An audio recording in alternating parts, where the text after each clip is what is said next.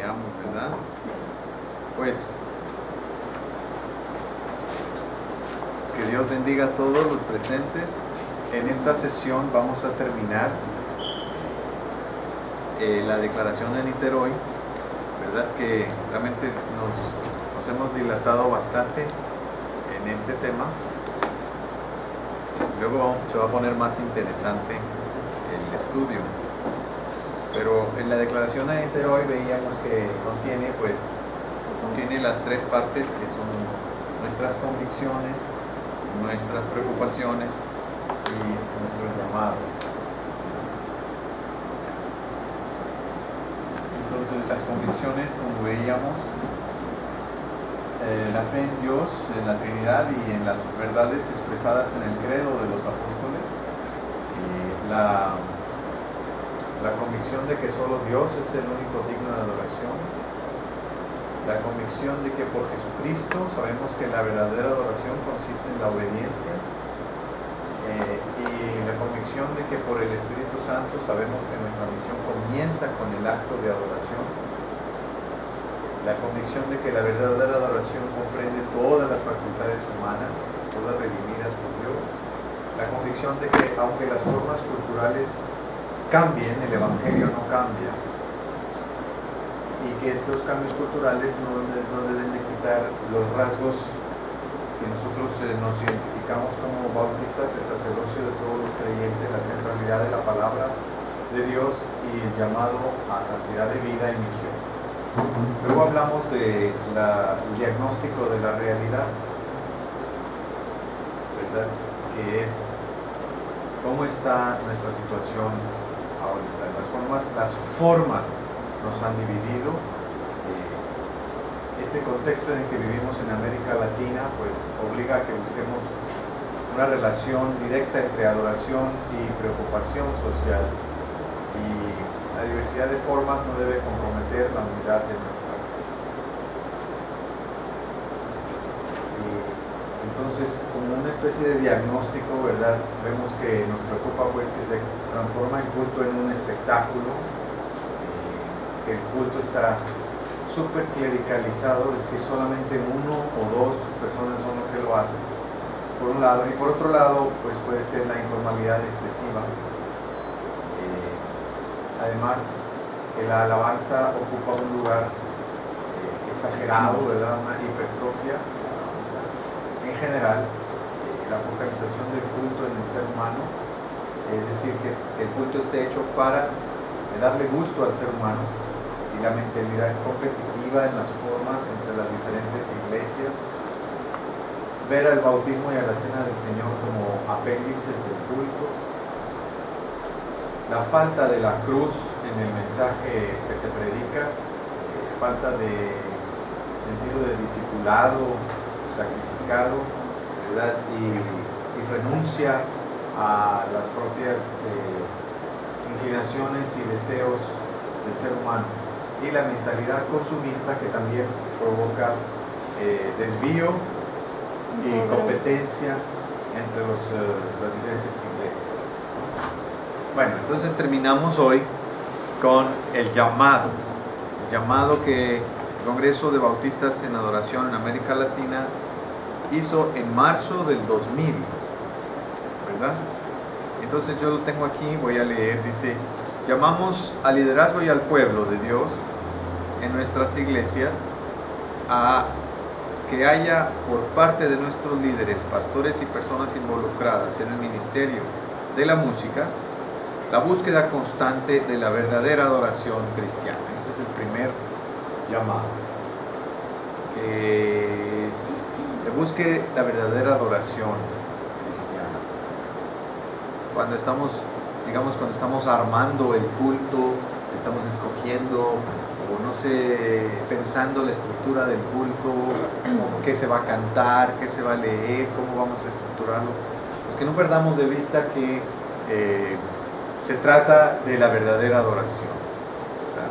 Se trata de un encuentro con Dios, y no se trata, ¿verdad?, de un espectáculo, de un montaje, ¿verdad?, de algo que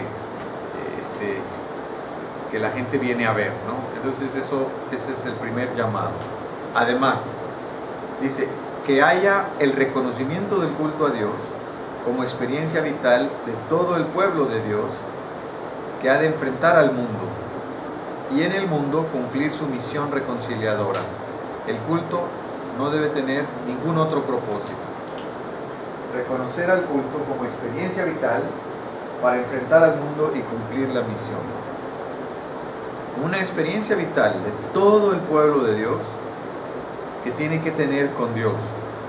Y gracias a esta experiencia vital, gracias a esta experiencia del culto, entonces el pueblo de Dios es capaz de enfrentar al mundo y cumplir en el mundo la misión de reconciliarlo con Dios. ¿Verdad? Ese es el propósito del culto. Hacer que el pueblo de Dios experimente un tipo de encuentro con Dios que le capacita después a enfrentarse al mundo y cumplir en el mundo la tarea de reconciliarlo con Dios. ¿Verdad? Si el culto se hace, digamos, con cualquier otro propósito, está equivocado, está fallando, es un error. El culto cristiano se convierte en algo pues abominable, asqueroso, ¿verdad? Dios dice, me da asco este culto. Isaías capítulo 1, que vamos a hablar hoy un poquito más adelante, se convierte en algo maligno, ¿verdad? La práctica religiosa, cuando no es aquella experiencia vital que le permite al pueblo de Dios reconciliar al mundo con Dios, enfrentar al mundo, y en este enfrentar al mundo también vamos a hablar un poquito de hoy, no es tanto juzgar, sino confrontar. Y bueno, ya no voy a seguir porque eso es lo que voy a predicar más adelante. Tercera, dice, que haya equilibrio en todos los elementos constitutivos del culto cristiano, confiriendo a la palabra de Dios un privilegio esencial. Bueno, que haya equilibrio en todos los elementos. La palabra técnica aquí yo la cambio por momentos, ¿verdad? Vamos a hablar de eso en otra sesión, los momentos del culto, la alabanza, la acción de gracias, ¿verdad? La proclamación, la respuesta, la intercesión, diferentes momentos que tiene el culto y deben estar pues en equilibrio. Luego la declaración aquí que ustedes no tienen enfrente, pero que yo sí, dice, confiriendo a la palabra de Dios un privilegio esencial. Yo pienso que la comisión redactora estaba tal vez pensando en el sermón, pero yo debo insistir que la palabra de Dios está presente en todo el culto y no solamente en el sermón, ¿verdad?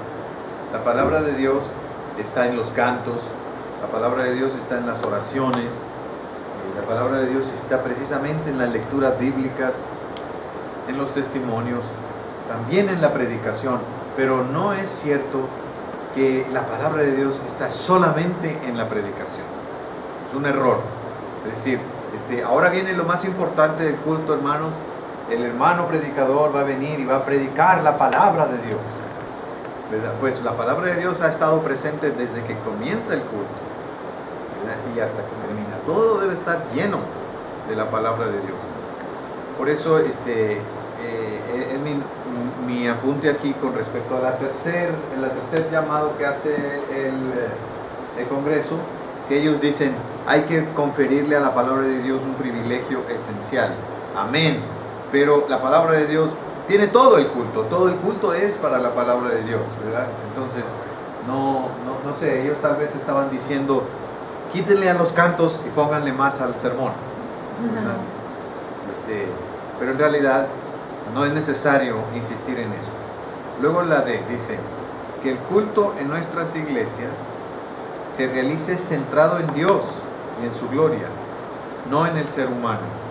Hemos de buscar la excelencia del culto y la integridad de nuestras vidas. Entonces, el centro del culto sea Dios y no el humano, buscando sí la excelencia en lo que hacemos en el culto y la integridad de nuestras vidas. Ahora, eso de buscar la excelencia en lo que hacemos en el culto, miren, no significa que el coro tiene que ensayar 80 veces la canción antes el sábado en la tarde, porque si no, no va a salir perfecta para Dios. No, eso no es lo que significa, ¿verdad? Significa que el culto debe de contar la historia de Cristo. El culto tiene que llevar una narración, una narrativa. Y la narrativa es la buena noticia del amor de Dios para la humanidad, ¿verdad? Entonces, en el culto se tiene que saber que Dios ama al ser humano y se tiene que celebrar esas buenas noticias. Entonces, darle excelencia al culto es que nuestro culto, tanto cánticos como oraciones, todo lo demás, vaya contando la historia de Cristo, ¿verdad? Vaya contando el Evangelio. Y bueno, y que sea Dios y su gloria y no el ser humano. Luego la letra E dice: llamamos a que se redescubra la belleza estética del culto cristiano, que apele a una conciencia renovada de la presencia de Dios, a las implicaciones éticas de nuestra fe y en la afirmación de los principios espirituales que como bautistas hemos sustentado a través de la historia. Entonces, que se redescubra la belleza del culto, ¿verdad? Enfatizando la conciencia renovada de la presencia de Dios, las implicaciones éticas de nuestra fe y la afirmación de los principios espirituales que como bautistas sustentamos: el señorío de Cristo, la primacía del Nuevo Testamento, la libertad, la capacidad del alma humana para responderle a Dios, el llamado a responderle a Dios, el llamado a arrepentirse y buscar a Dios, ¿verdad? Bueno, entonces, recuperar la belleza del culto. Pero fíjense cómo esta belleza la describe el documento con relación a la conciencia de la presencia de Dios. Hay un salmo, ¿verdad?, que dice: contemplar la hermosura de Jehová. Una cosa he demandado a Jehová, y esta buscaré: que esté yo en la casa de Jehová todos los días de mi vida, para contemplar la hermosura de Jehová y para inquirir en su templo. Entonces, bueno, la belleza del culto consiste en la presencia de Dios. La presencia de Dios hace que el culto sea bello, ¿verdad? Imagínense, podemos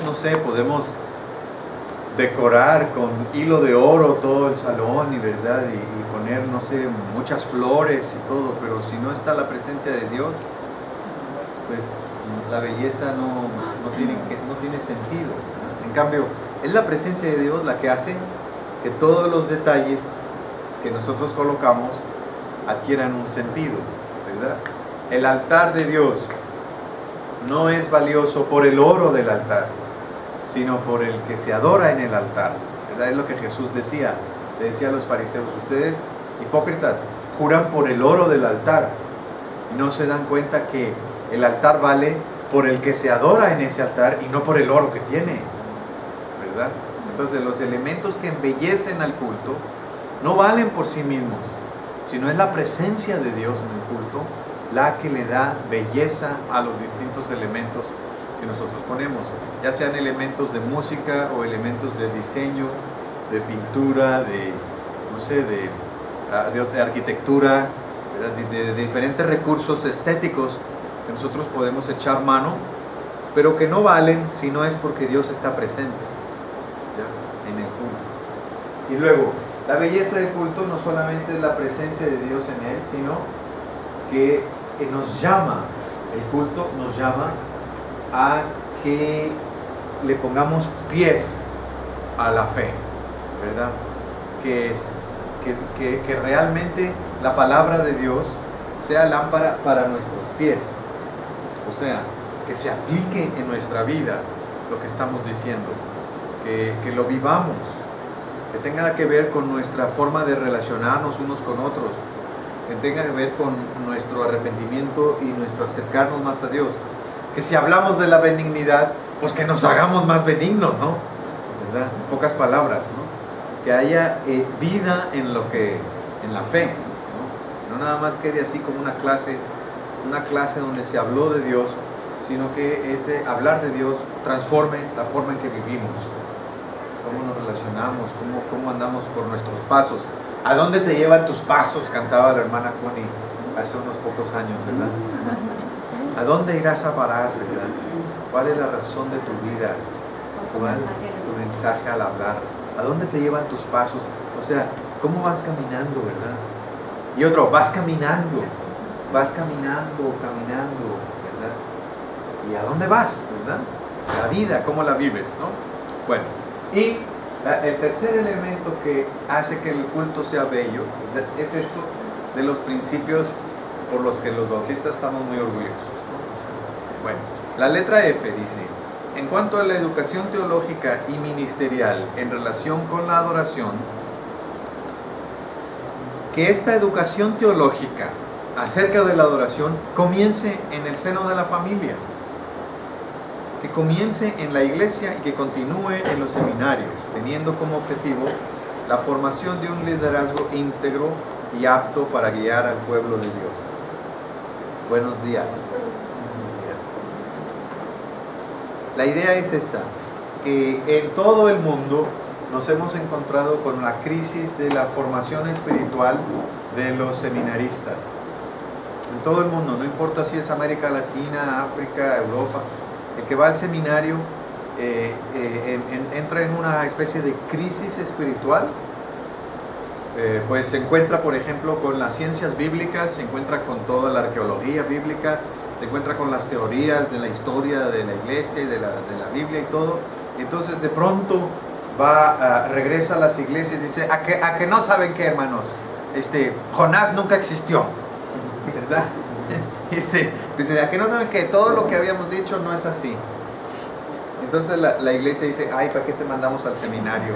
¿Verdad?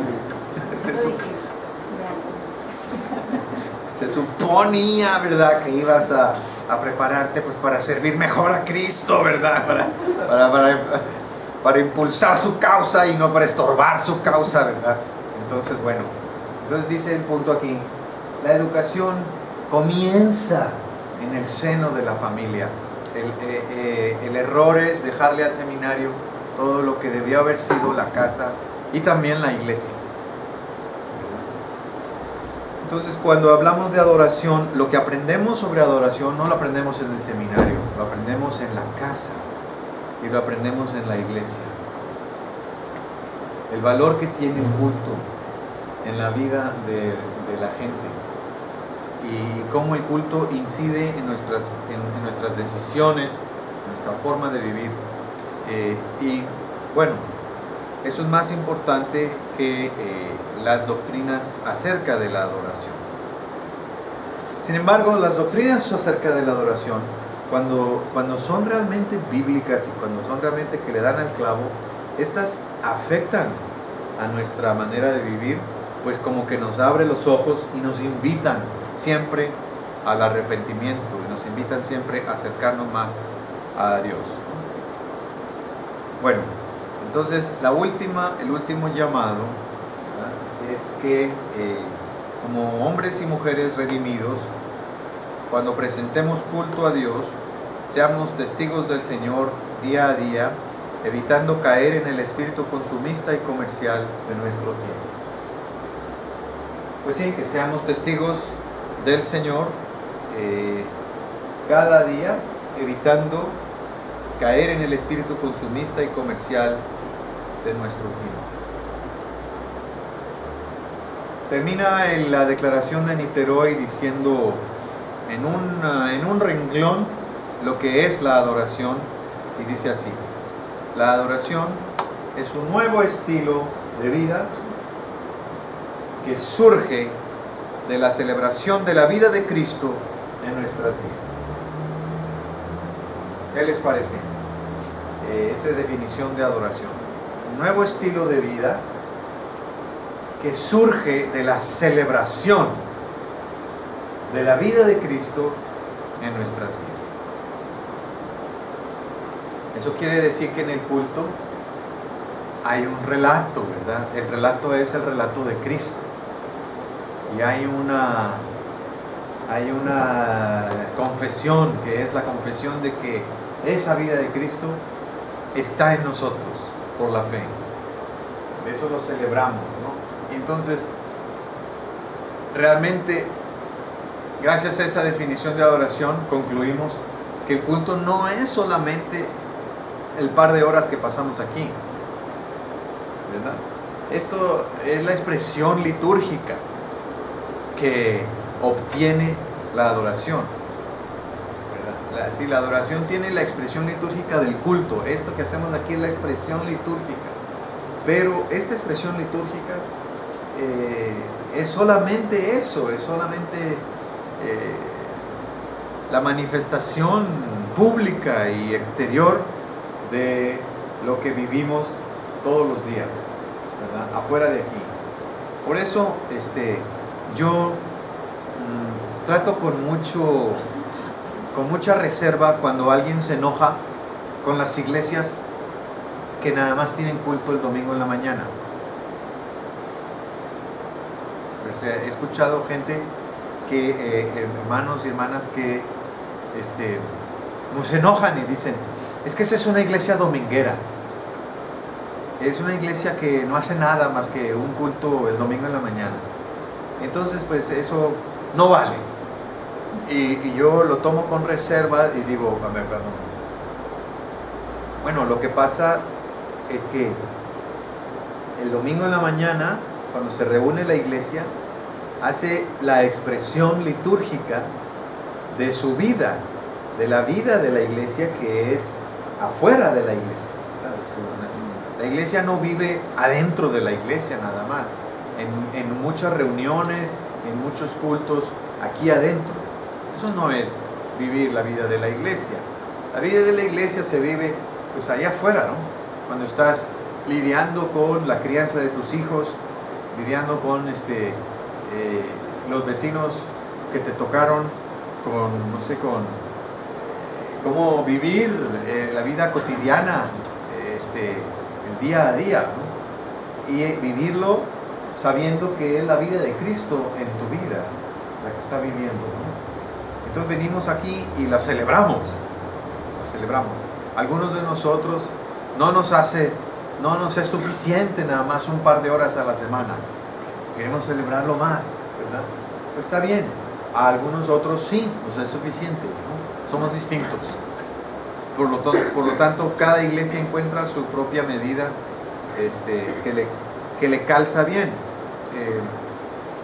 Bueno, esto fue entonces la declaración de Niteroi. Vamos a ver, hermanos, si hay alguna pregunta. Tenemos todavía unos 5 o 10 minutos para alguna pregunta o comentario.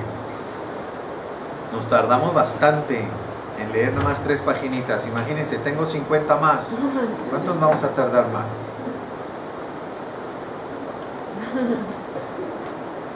Hay que acelerarle, ¿verdad? ¿Y cuál ha sido el alcance hasta ahorita de esa declaración? Digo, está bien, creo que es adecuada, pero no ha habido mucha difusión.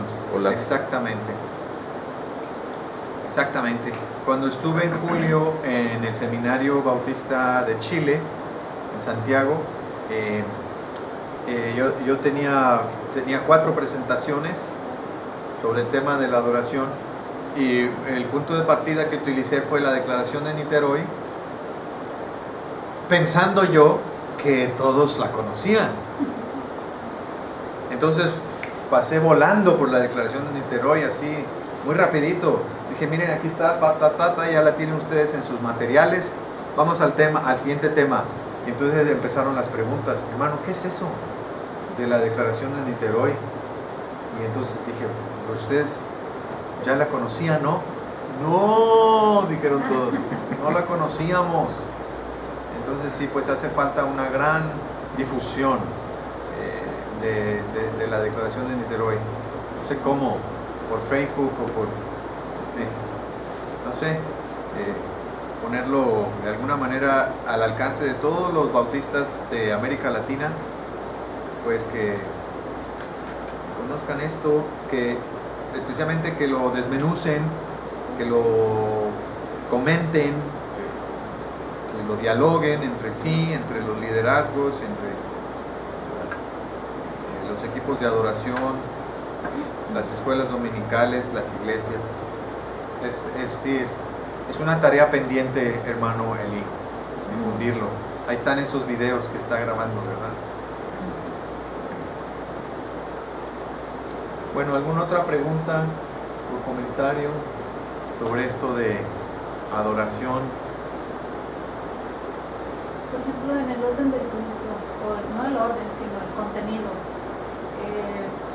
En cuanto a, para mí siempre ha sido importante, y se nota cuando en el culto se sabe de qué se va a hablar y que haya una concordancia en todos los cantos, en las lecturas, porque a veces se ponen cantos que dice uno, pues es el que le gustó al que dirigió o algo, pero no tiene nada que ver con lo que estamos tratando, ¿verdad? Y no sé si entonces deba haber en las personas que hacen los cultos esas clases de liturgia o algo así, para que haya esa congruencia en todo lo que se está llevando a cabo. Es muy interesante que la palabra liturgia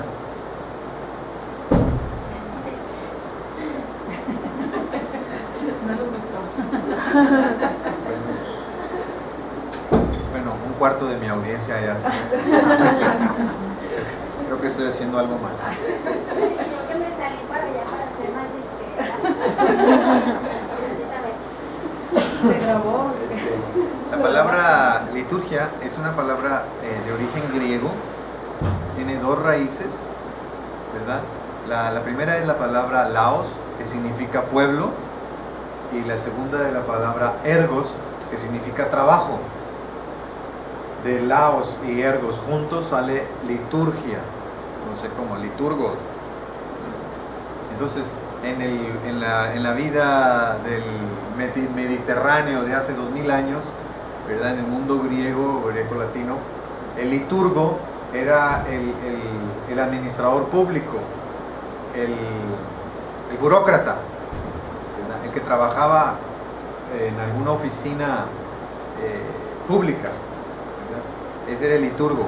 O sea, la palabra se utilizaba en el mundo secular para decir todo tipo de servicio público, todo tipo de trabajo público, trabajo del público.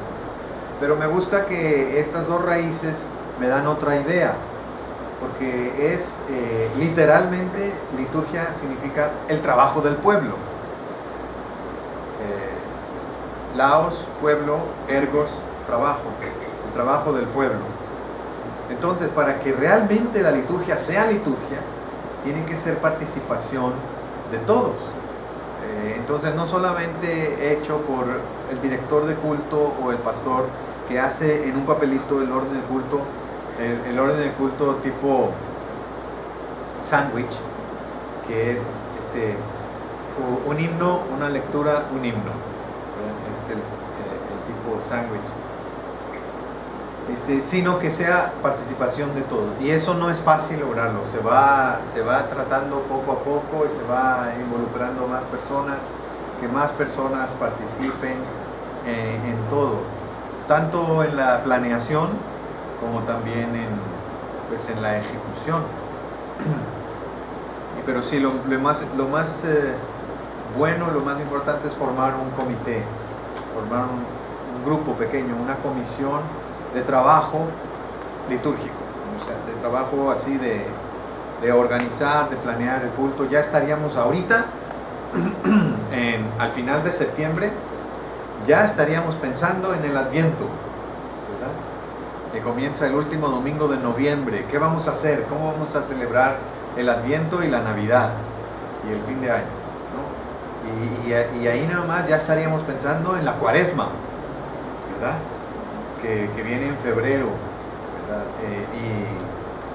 Son 40 días antes de la Semana Santa, ¿no? Y luego en Semana Santa pues ya estaríamos pensando en el Pentecostés, ¿verdad? 50 días después. Y al celebrar, ¿cómo vamos a celebrar Pentecostés? ¿Verdad? Y después de celebrar Pentecostés, bueno, ya estaríamos pensando en cómo celebrar el Adviento otra vez, ¿no? Aunque entre Pentecostés y Adviento hay bastante tiempo, ¿verdad? Que son lo que se llaman los domingos generales. Es la mayor cantidad de domingos en un año, son los domingos generales, que no tienen un tema más que el reino. El tema clásico es el tema del reino. Se habla del reino, se debe de hablar del reino desde Pentecostés hasta el último domingo de noviembre, cuando comienza otra vez el año cristiano con el Adviento. El primer domingo del año cristiano es el último domingo de noviembre, ¿verdad? O sea, el primer domingo del Adviento vuelve a comenzar. ¿Y por qué? Porque el año cristiano cuenta la historia de Cristo, desde que fue profetizado su venida, el nacimiento, después su ministerio, su muerte, su resurrección, la venida del Espíritu Santo. O sea, el año cristiano cuenta la historia de Cristo. Y la iglesia que se mete al año cristiano, la iglesia que se alinea al año cristiano, como yo quisiera que Sinaí lo hiciera, ¿verdad? Que realmente lo hace, ¿verdad? Participa en contar la historia de Cristo, ¿verdad? Otra vez desde sus profecías de su venida y cómo se cumplieron sus profecías en el nacimiento, en la infancia, en la vida, en el ministerio del Señor Jesús. Bueno, estamos muy a tiempo para cerrar aquí, tal vez ponernos de pie, saludarnos unos a otros.